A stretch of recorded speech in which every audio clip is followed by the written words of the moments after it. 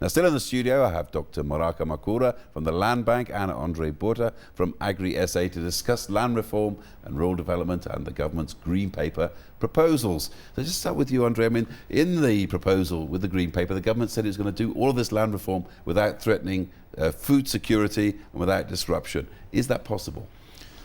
If they are sincere in what they are saying, yes, it is possible. At the one end, you've got the South African commercial farmers that are loyal citizens of this country. And again, I want to reiterate, we want to make this thing work with a minimal disruption to everybody.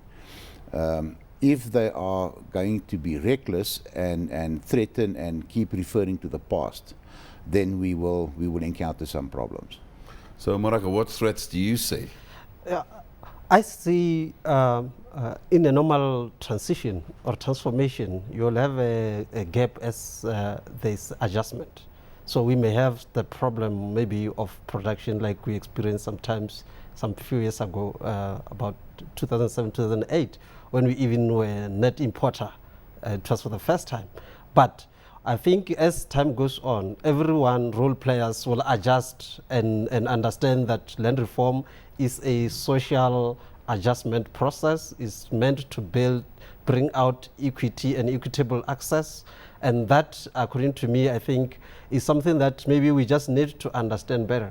But I think to minimize that, maybe we should appreciate the government now in the Green Paper trying to bring out the issue of state land, because there is quite a bit of state land that can be used to as maybe demonstration or experimental for until some farmers are better off, and then they can even be moved to private land and so on. So I think I appreciate that first tier. And the second tier of foreign land, that probably it will just expand the empowerment process.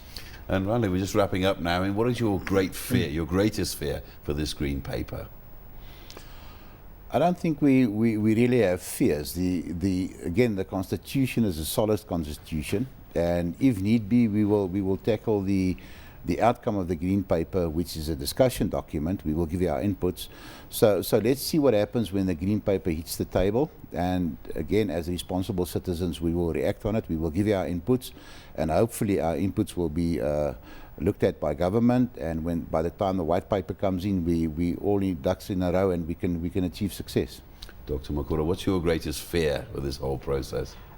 I think my greatest concern basically are the concerns of farmers in particularly, because I think we also need them to be part of the process.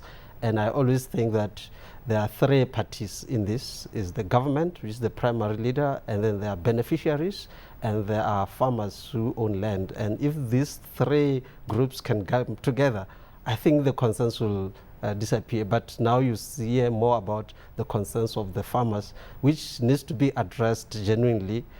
But the fact that they are being engaged, and then what I like is that they are free to voice out their concern. They don't keep quiet and just, yeah.